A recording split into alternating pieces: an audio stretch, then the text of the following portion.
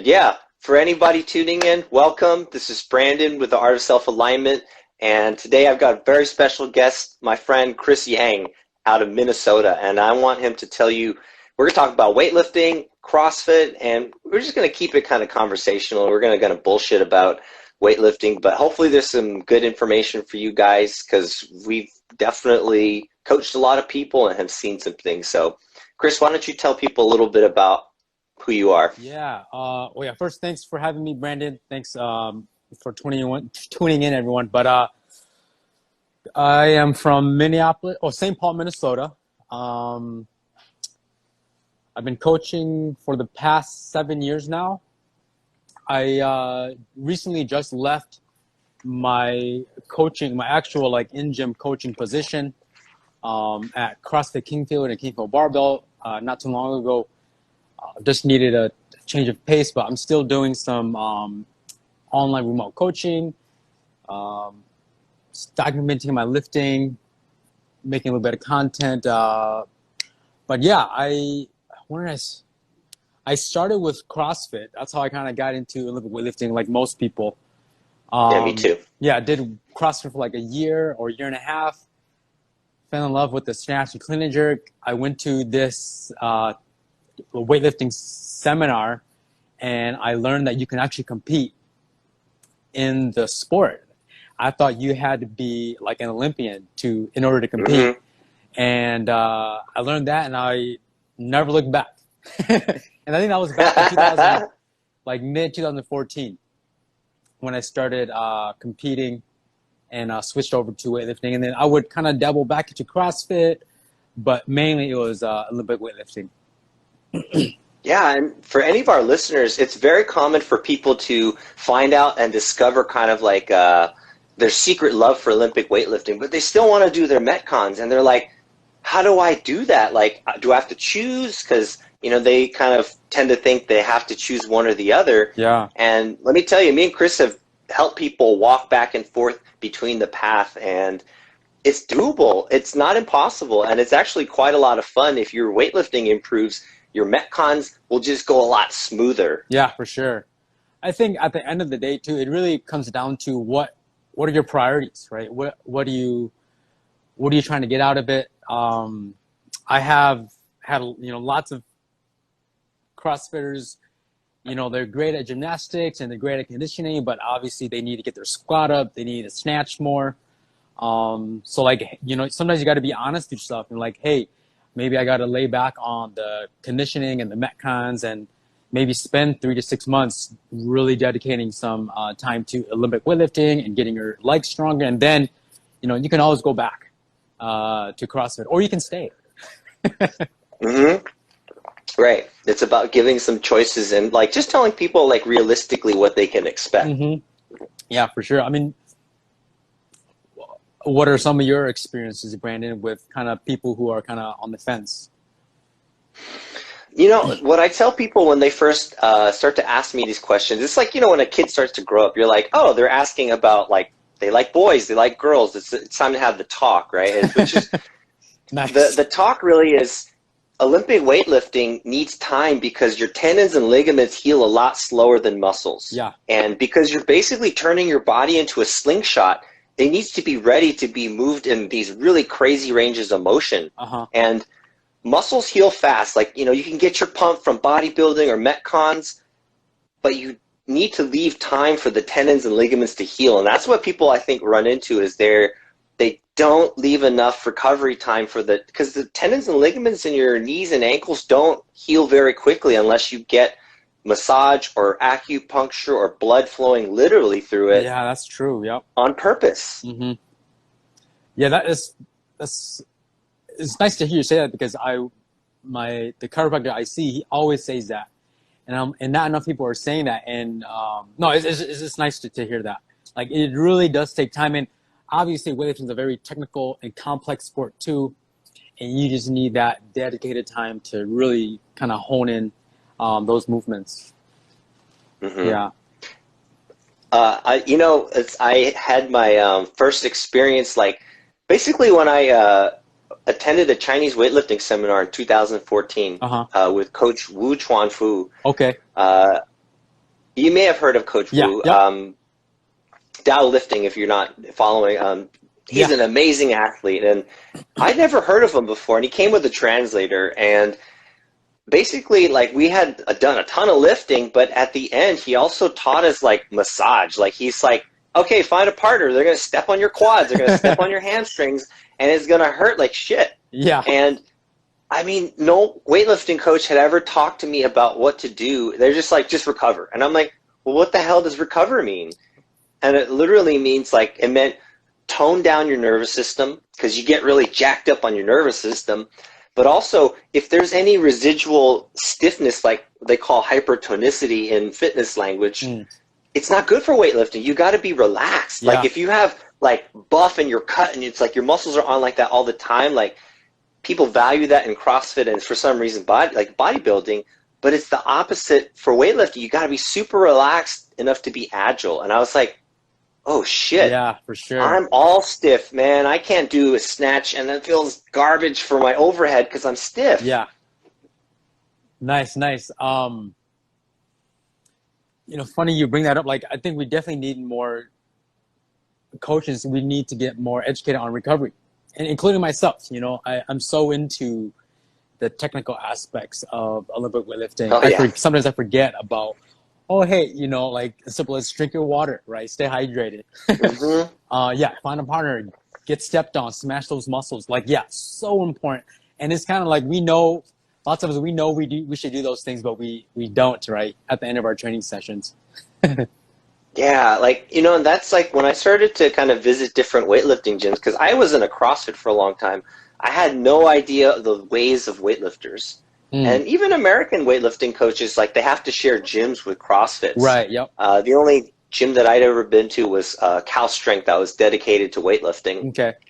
And they didn't really talk about that stuff. They kind of talked about, like, eat enough food, do your protein shakes, and, like, just make sure you lay on a couch. But that, I didn't understand, like, that they're talking about mental recovery too. Like, don't do something so complex that your brain has no power, because, like, the snatch and clean and jerk require a lot of focus. Yeah. And if I showed up, like, it's almost like I didn't sharpen my knife enough to really cut a good piece of meat. I would just kind of show up dull all the time because I thought you're supposed to be tired all the time. Yeah. Did you ever experience that? Oh, yes. I mean, I think just in fitness in general, I think most of us will feel like we didn't get a good enough training session if we're not, like, on the floor in sweat rolling around, right? And with weightlifting, it's tricky. It's almost the opposite, right? You don't want to be, that tired. You actually want things to be easier, like in a snatch, right? Like, I want it to be as effortless as possible. Now, obviously, we'll go through training cycles where training will be more grueling, right? Like, if you're doing higher rep squats and you're in a hypertrophy phase, but, like, majority of the year, you want things to be fairly simple and efficient, right? You don't want to use too much energy. Kind of like staying more calm and relaxed, like you were saying earlier. Yeah, we got Aaron joining us, who's also a weightlifting coach. He also helps a lot of CrossFitters. So what's up, Aaron? Just wanted to say his name is That Team. So okay, what's up?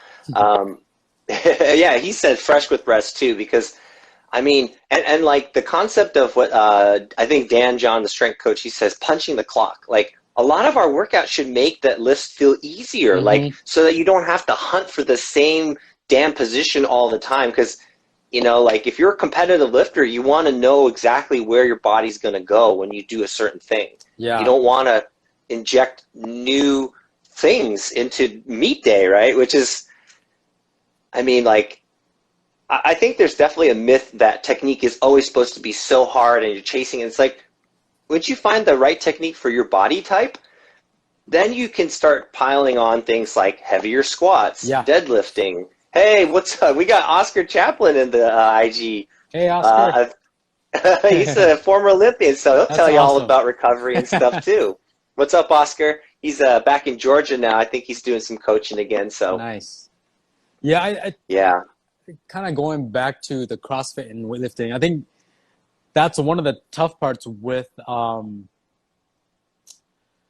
with CrossFitters transitioning to weightlifting, right? They feel like they want more, right? Like in a training session, you might do snatch, pulls, squats, and then one or two to three accessories.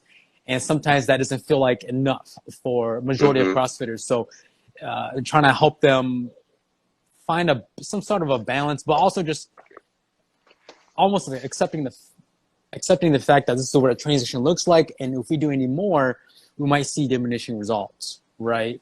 Like we don't want to do 20 sets of triples and a snatch, because that's probably at 8 to 10 sets, your technique is probably gonna be going down. So yeah, like I used to think I had to grind myself down to a paste, but I mean, this took a long time to learn from other coaches that you want to try to get enough strength, but stay fresh through the week so you're not brutally sore. Yeah. You can't practice when you're sore, like, which is weird because the CrossFit culture is like kind of like, hey, they actually don't talk about soreness. They don't even talk about rep set dosage. Like they don't ask those questions. Yeah. So that's sort of I think a problem that people encounter, but they don't know how to ask about that. I think, having worked in a CrossFit space, for the past 7 years, it really depends on who's doing the programming, right? Or where the gym is getting the programming from. I definitely have seen a shift in a good way with most CrossFit gyms where they're starting to follow more like structured strength blocks, which is great because I remember in the earlier days, you would do like, oh, let's do a 20 rep max back squat cycle. And you do that for 4 to 8 weeks. And then you would go small off. Like, oh my gosh. Oh my God. That's how you get thick though, man. That's like small of us how you get legs. And then there was a period of time where in CrossFit, everyone was getting hurt. I don't know if you experienced that or saw that, but like we were all getting hurt, injuries here and there. And then, things started to pick up. Okay, people became more aware of what they were doing. And they were seeking out actual strength and conditioning coaches. And I think there's been a big improvement in CrossFit programming. Yeah, totally agree. And Oscar says thick doesn't mean high numbers though.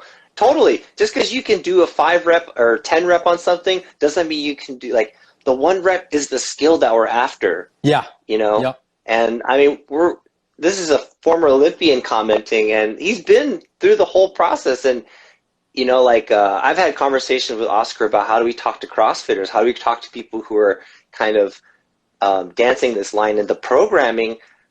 Like, you tell me what you think about this, but I think that every gym worth their weight in salt needs to have a relationship with somebody who's been down the line, but also wants to have a relationship with people who aren't completely addicted to weightlifting. Yeah, for sure. Like, be okay with them just being like, okay, you're going to do your thing, but here's how you do it if you decide to. Yeah, totally agree. Yeah. Like what do you think of that? Like when people like sometimes they'll say, hey, I do want to get better at Olympic lifting. I feel like I should just get my pull stronger, or I should get my legs stronger.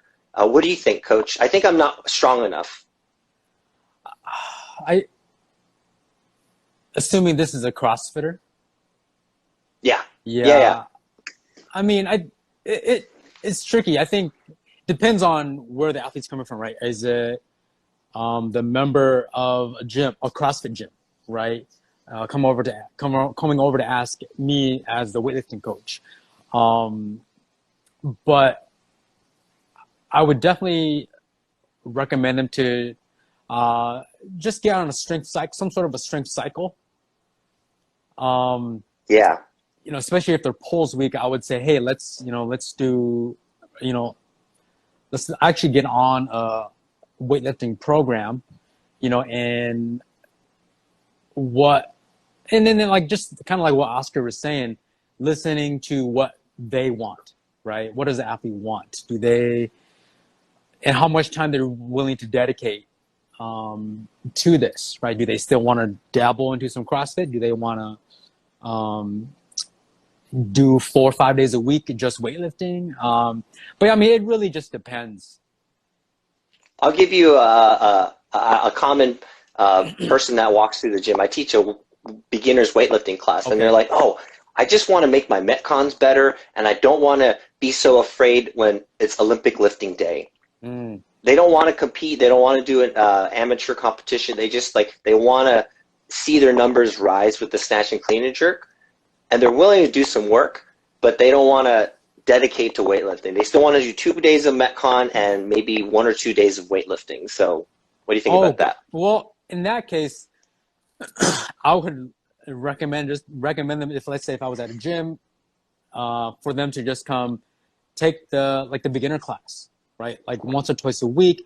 And I think in that setting, just getting more comfortable with your technique, and finding out the best way for you to lift the bar up, whether it's snatch or clean and jerk, that alone is going to help weights feel lighter.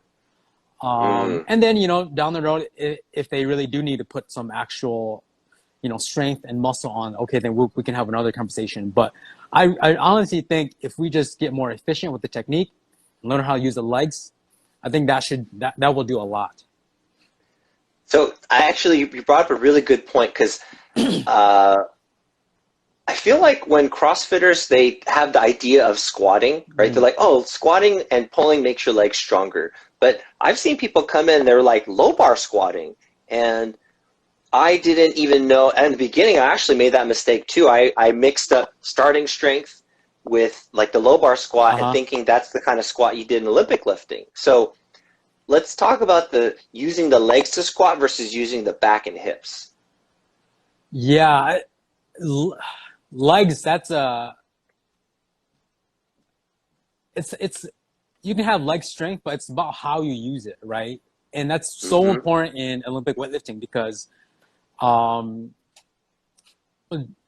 would say the quads should be the primary mover, right? Because we're trying to move as vertical as possible. If we use more glutes or more hammies, it's going to be more back and forth, which is not ideal in weightlifting. So, and then with CrossFit, just because of the nature of the sport, it is more hinge-like, especially if like you're doing a Metcon of 10 to 15 clean and jerks, right? If I'm doing that Metcon, I'm going to be hinging down to the ground, back up, to my shoulders. So, and that's just the nature of the sport. It's not bad. It's not wrong. That's just the way it is. So, how, even though we're doing more hinge-like movements in CrossFit, we still want to do our best to utilize the quads as much as possible. So we're using the whole legs and not just quads and not just the hammies or the glutes. Yeah, and I see you post a lot about that in your Instagram, which is why I was like, okay, this guy knows what's up, and he's definitely coaching people the right way.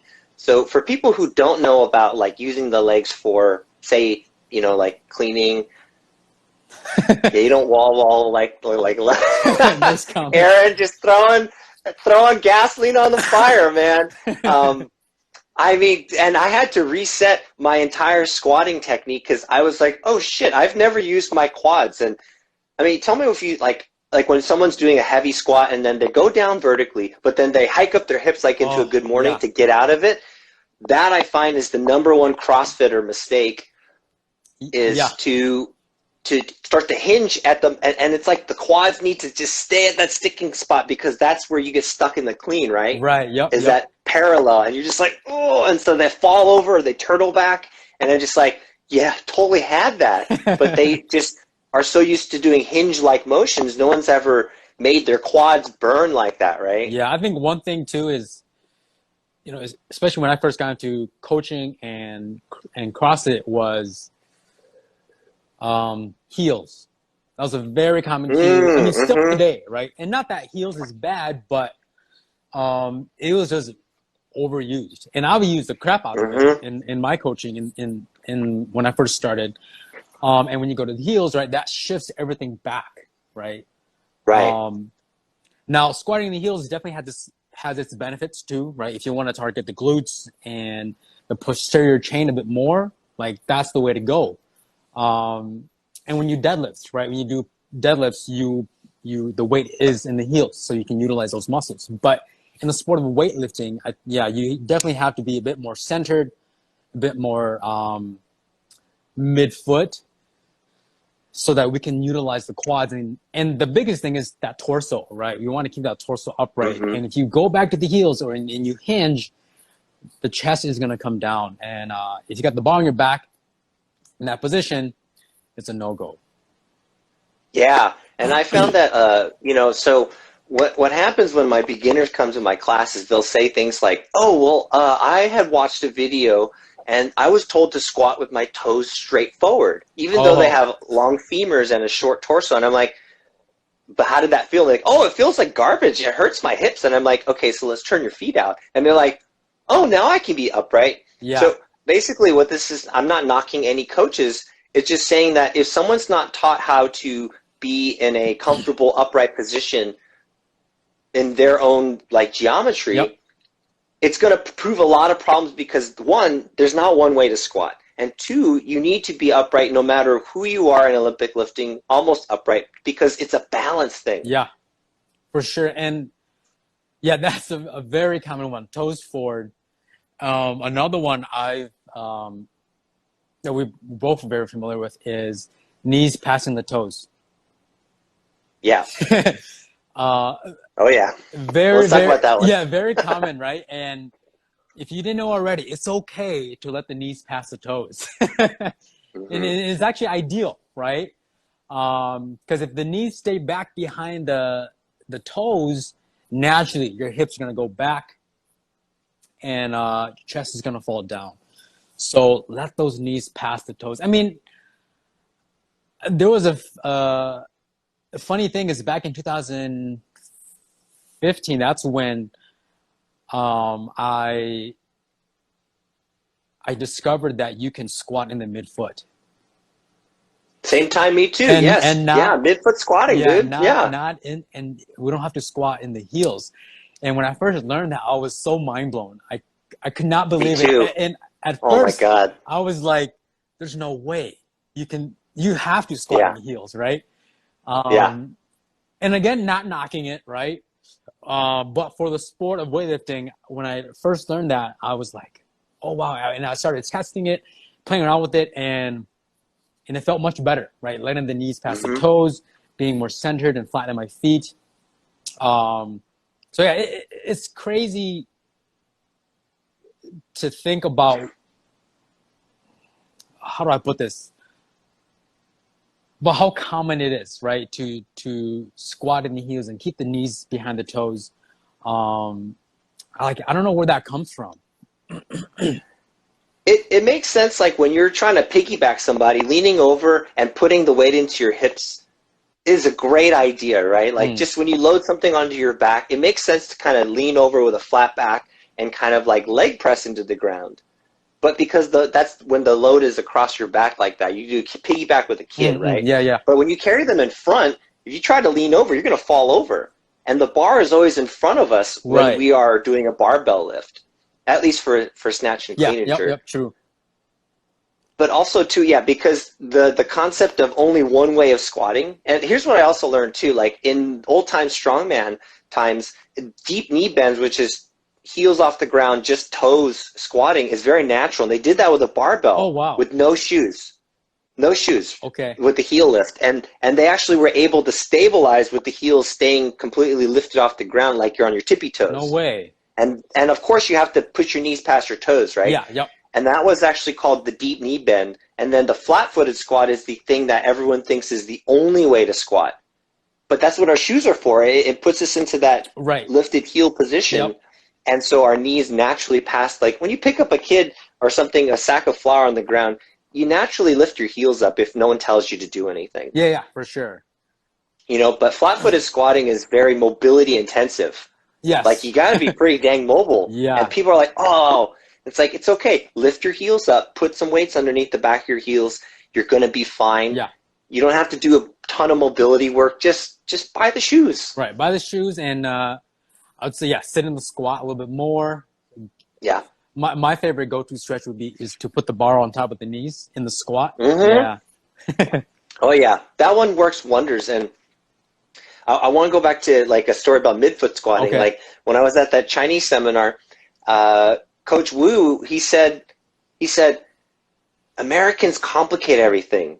Lift natural. And I was like, okay, Yeah. cool. And so what does he do? He loads up 140 kilos on the bar, puts his hands behind his back and unracks it. And then he does a set of 5 with 140 kilos, not holding his hands on the bar. And he goes, balance. Wait, Use your what was he legs. doing? He put he unwrapped the barbell in high bar, Oh, okay, but okay. took his hands off because you know where people hold their hands Yeah. like this, and put them behind his back and started Wow. doing reps with 140 kilos. I was like, what in the shit is That's going on? crazy. And he's like, middle of the foot, balance. And I was like, what? And he said the hands are just here to kind of move the bar for like, because you're going to be pushing yeah. snatch balance, or you're going to be cleaning, right? It shouldn't be your arms are like death gripping. And I was like, I'm gonna try that today. oh, dude, it puts you in midfoot if like no matter what you. And I was like, it looks like a parlor trick, but it actually is like if you just keep easy grip, Uh-huh. it teaches where to load the quads. And man, my legs were tired after squatting like that. Dang, I'm gonna try that. I'm gonna use Because that. I'd never, I'd never done it before. Anyway, so that's what I teach CrossFitters the first time. And I think someone had said lungs and legs work together. So if your quads are working, you're going to feel, and when they squat that way, they're like, why am I out of breath? And I'm like, because you never squatted with your legs before. Yeah. You've been using your hips the whole time. Yep. Like you're essentially working too hard, right? Too hard. Yeah. to push the weight up, which creates that exhaustion. So, one thing when I went to when I got my level 1 cert for USAW, Scott Safe was the coach, and he was leading the seminar. And one tip I took from him was, he says when he coaches high school, and when kids come in, he doesn't teach the back squat first. He teaches front squat. Because naturally, when you do the front squat, you have to be upright. There's no way there's no way you're lifting up, standing up with your chest downward, right? So he teaches front squat for maybe the first couple months, like 1 to 2 months, and then, okay, we can do back squat. And then when he teaches the back squat, he says, just do it like how you front squat. And I was like, oh, wow, that's a great idea. So, yeah. For any CrossFitters listening, that's a great solution, Chris. I think that's smart. Like, just pattern the front squat, and then all you do is change the location of the bar, but you're patterned to use your legs. Yeah. And so when I first got into, in 2015, I was dealing with some like injuries from weightlifting, because I was working with the coach and we were going a little too heavy too often, and I started developing some issues. Took a break, and then I reached out to, Kirksman. Oh yeah, Mr. Teo, Yeah. for sure. So I learned a lot from Kurtzman. Yeah, so I reached out to him and we started working together. And that's actually how I got into more like Asian style weightlifting. Of course. Me too, man. Yeah. Kurtzman was the first person. No, did you work with Kirksman? I actually just corresponded with through the internet. I was like, bro, I love your content on ATG, on All Things Gym. I was like, dude, this dude is putting some really crazy, like at the time, it seemed very forward information. It was crazy. But it's really actually common sense. Yeah, right? So a lot of my teaching and the way I coach is an extension of Kirksman. So shout out to Kirksman. But shout out to Kirk. Yeah, when he would, one thing he said to me was, about squatting. Not even talking about midfoot, heels, toes. He says, just imagine there's a cup of water on your shoulder. And when you squat, don't spill any water. And I was like, oh, dang. Okay. And so I've used that cue ever since. You know what's so funny is being gentle and sensitive is part of being a really skilled weightlifter. Yeah. Making micro adjustments. Like if you're so rough with everything, like, when people, they get really like psyched up and they're just like yanking on stuff and it's like, that's a totally different sport. This is about being able to when you're relaxed, Yeah, and I think, while you're moving. and that's so common in CrossFit, right? There's a lot of hype in CrossFit, which is not bad, but this is very hype, and people get really jacked. And when they come over to weightlifting, I'm like, okay, I just need you to breathe, and yeah, chill out, dude. Yeah, I need you to tone it down just a little bit, and then release it at the right time, right? Yeah, the right moment, right? Yeah. Like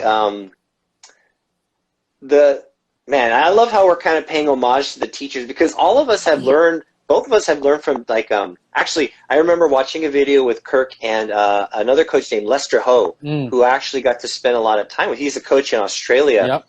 Yep. He's called the Training Geek, but shout out to him, because I got to spend time with him, and he talked about how to find squatting for different body types, like long torso, short torso. How do you figure that out really quickly? And also helping you find that optimal position for your leverages feels really good. Like, and I think him and Kirk did a video on midfoot squatting where I remember that. I was like, wow, you remember that? Yeah, it was cool to see like two dudes, Asian, who are teaming up and putting out good information, not just you follow what I say because I'm coach, and they're just like, think critically, try it for yourself. Yeah. I'm not the boss of everyone. I'm not here to tell everyone what to do, but boy, did they piss off a lot of people by telling them don't squat in your heels. Yeah, I'm sure I should go back to that video and read the comments. I mean, you know, it's interesting. It's like, because I always thought about, why is powerlifting not Olympic lifting? And like, you know, the words are so mixed up, right? Like between the sport of powerlifting and Olympic weightlifting, there's no power element in, they used to be called the odd lifts. And I think because we're so attached to certain ways and traditions that we can't even let go of the name of something. Like, to anyone who doesn't know about barbell sports, they don't care. They're just like, do you bench press? Yeah. Or snatch? What's the difference, right? Yeah. And we're like, no, powerlifting is not the same as Olympic lifting. Yeah.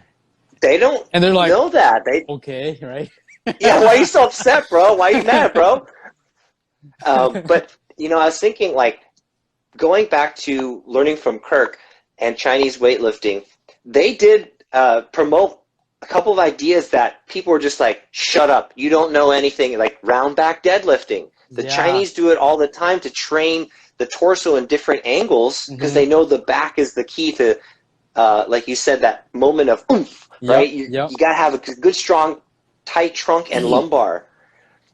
And if you don't train that at all, like if you're only doing neutral spine, and anything, your back bends a little bit, you're out of your leverage. Like, that was, a lot of things they put out was very unheard of, right? And it was awesome. I loved following Kirk when he was going to those various Chinese camps, and he would always experiment with stuff, and he collab with Lester, and then Papa Yachts. Oh yeah, big shout out to Papa Yachts too. I love the stuff that he puts out. He's a bit blunt, but that's his coaching style. hey, doesn't hide it though, right? No, not at all. But I was going back to what you were saying about Kurtzman and Lester working together and just kind of like sharing their ideas, not really like telling you what to do. Like, hey, here's what we have. Do with it what you want. I think there's a big misconception with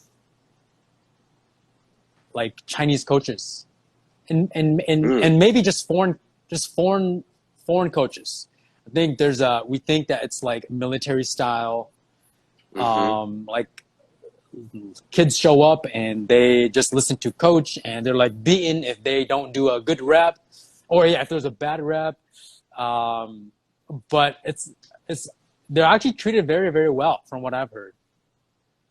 Yeah, and I've heard too, like that even though people in like a lot of Chinese lifters, especially high level, like I've even heard this about Lu Xiaojun, like they log stuff, but the coach doesn't follow their every rep, and like he lets them auto regulate and just record what they do. Like he's like, you just have to hit these lifts throughout the week, but it's going to vary in the weight. They let them choose the load because they have the best attunement Right. to their body, right? They know if they're smoked and tired, like, you know, they know that. Yep. And I think that's the problem with making the transition, like even becoming a better CrossFitter. You have to know when to call it quits on a day where it's like, I shouldn't be in the gym. I should be at home having some time with family. I should be drinking a beer or like eating something good for me, you know, like to restore that. Because I mean, and also they smoke a lot in China too. Like they don't care. They're just smoking cigarettes. And I was like, that's very, you know, Asian and European, right? Smoke between squat sets. Yeah, I think, you know, I fall into this too. Like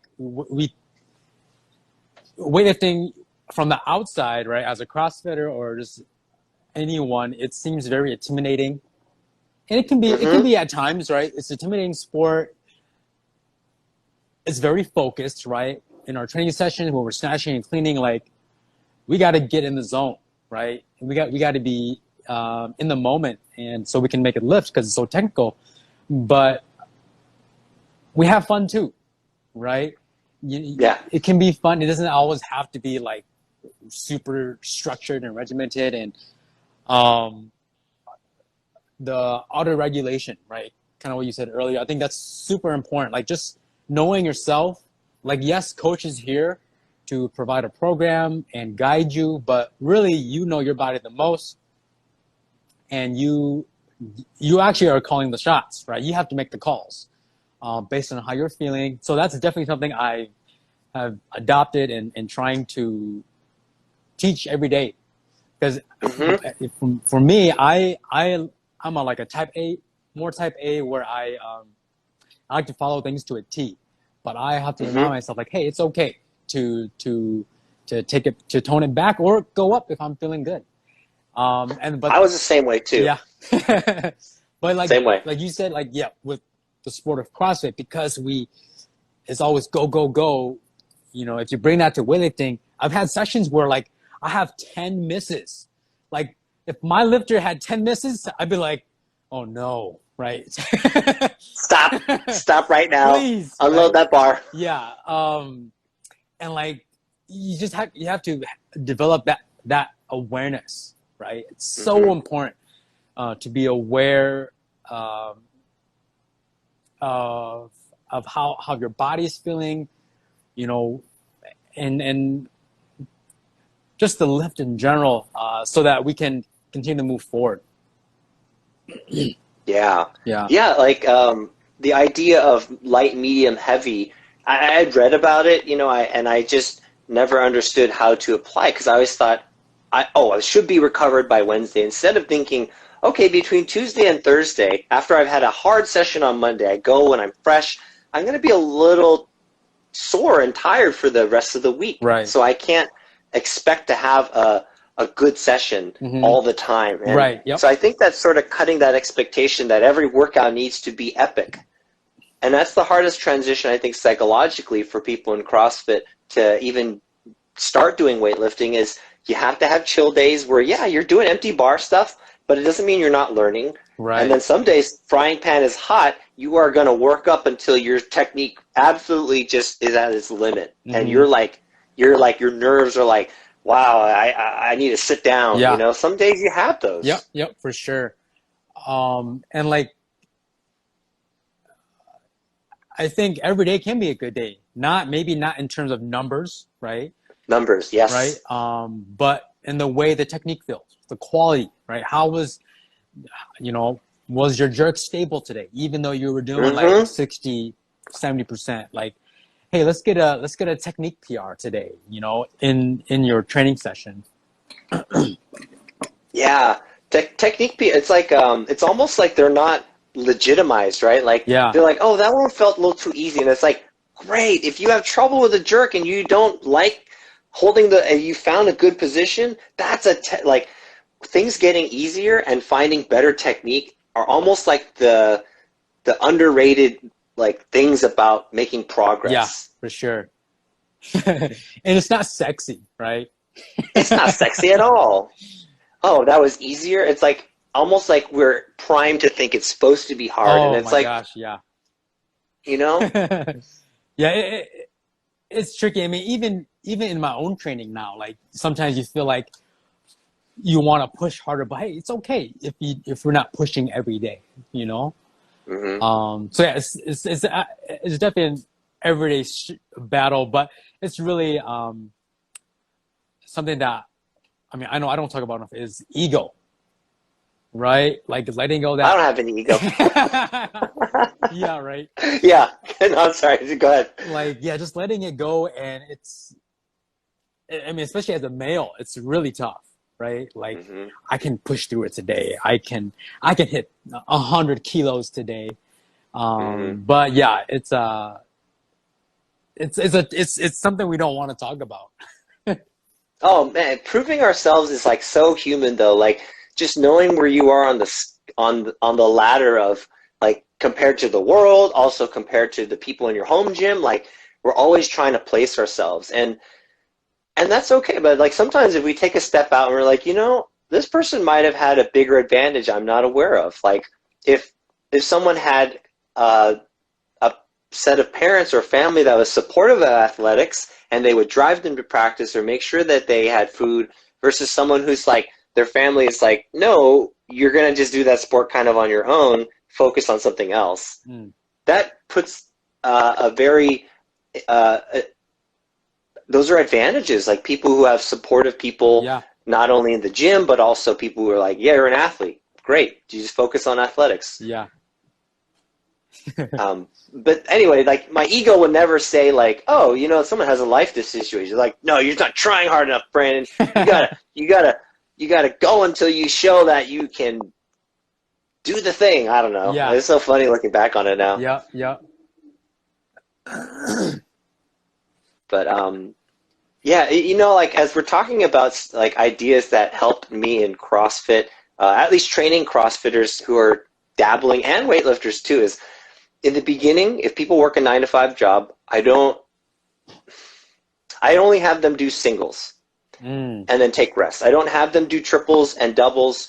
That's only if they have excess energy because, Okay, it's a very coordinated effort of the nervous system. And by the time the second rep is up, and if they're tired from work and stuff, it's probably not worth it for them to take that double because if they made the lift well, it's just extra use of energy that they could be waiting and doing that single again. yeah. Um, So and it's just harder to recover. would you do multiple sets of singles in a session like that? EMOM, like I Okay. really think like if they're working below 80% EMOM, like if we're talking like hard technical details, Hmm. EMOM. But if you're doing 80% or above, give yourself a solid 90 seconds before you even get up. For Don't sure. start getting ready before the 90-second mark. Just give yourself that. But and it just allows the nervous system to feel what it's like to just deal with that 85-90% weight, and don't do more than like 15, 16 singles, Yeah. but then go do high rep hypertrophy stuff to keep your muscles alive and your joints healthy, because singles don't help your body very much. No. Yeah. They help your nervous system. Yeah. For sure. Um, yeah. Funny you bring that up with let's say with a CrossFitter who wants to improve their technique. I would I actually like maybe 2 to 3 reps in the Mm-hmm. snatch, maybe not in the clean and jerk, but in the snatch, just because it's one movement, Mm-hmm. to kind of like feel out the reps a bit more. But obviously the Yeah, get a weight, knack for yeah, it. the weight is much lighter. Um, but I don't utilize EMOMs too much in my programming. I should, but no, thanks for bringing that up. I'm definitely going to use that with more beginners. And what I like about the EMOM is that in 15, let's say you're doing 15 singles, you're done in 15 minutes, right? Yeah, And you're on a clock, so you're not BSing. And also, you don't have that much time to overthink, right? A exactly. lot of people overthink it. Yeah, but I also like what you said too, like, doing complexes or, like it helps people build the knack for it because it's definitely a feeling thing. Like, where does the bar need to sit? Like, how high is it coming up? Like, and if you, like, some people will miss what was happening if they're just like, oh, what just happened, you know? And it's sort of a good thing because they're like, okay, they're doing it, they're not overthinking it, but instead you want to have them focus, feel like, hey, this is where your elbows should feel like when you're actually cleaning, not just, did it hit me in the throat? It didn't hit me in the throat. That's like, you know what I mean? Oh, like, yeah, for sure. And I like the multiple reps because you get to feel it and you get to make corrections, right? Like fairly quick too. I guess it's already imam-ish, but yeah, you just feel and correct, right? If it felt good, okay, let's try to replicate that again. If it didn't feel good, okay, what fell off? Okay, let's try to fix it. So yeah. I was just thinking, like, the most common question I get, like, most people are okay with snatching and cleaning when they come from CrossFit, but then they're like, oh, the jerk. I hate jerks. I hate jerks. You ever hear that? It's more about the snatch in my experience. Oh. Yeah. Just because it's so technical. Jerks actually, right, they're like, what I've noticed with jerks is that actually comes, for me, it comes quite natural to most people that I've seen, because it's such a short movement, right? And then all we got to do is just kind of like adjust the footwork a little bit, and then just practice, and things kind of come together. But that snatch is a bitch. Yeah. It changes every day, man. Yeah. Your hips are a little sore. Your shoulder blades don't quite, line up. You could be like hitting. It is extremely frustrating for a lot of people when they're just like, "Well, how come I don't snatch like Lou?" And like he does it so well. Yeah, and that's where that awareness comes in. I'm sore. Yeah, and that's where the awareness comes in. Like, you come in feeling a little more beat up. Hey, we got to adjust, right? Yeah. And obviously every session is not going to be perfect. So like, let's say if I'm getting ready to train and my left hip is tighter today. I might, I have to spend a little more time warming up, but my catch stance that day might be a little different. It might, it's going to be different. It might be a little bit closer. It might be a little bit wider, and I have to be okay with that. As long as it's not like way out here, That's great advice, man. Just knowing yourself and knowing when to adjust and being okay with these minor changes. And it's not final, right? Like, in 6 months, my snatch grip might be a little bit closer. Like, don't be so tied to whatever it is that you're doing, right? We need to make these adjustments because things change. Yeah. So, like, now that we're towards the end of the discussion, I want to ask you, if you had a magic wand, what's one thing you would change about CrossFit and weightlifting? I don't know. Let me think. I mean, I think it's great. CrossFit has been really good for the sport of weightlifting, right? Big boom in the growth of weightlifting because of CrossFit. But I would change, if I could go back, I would try to have people learn the movements properly first before throwing on any weight, or too much weight, at least, because from my experience, I was not taught. I was self-taught myself how to snatch and clean and jerk at my college gym, and it was terrible. Me too. So I don't know if there was a way where, like, there were just coaches everywhere, weightlifting coaches everywhere, and we would be present to teach and just guide a little bit of guidance, Even a little bit, yeah. And that just goes such a long way. So I guess that would be the one thing I would change. Just more technique work, more guidance.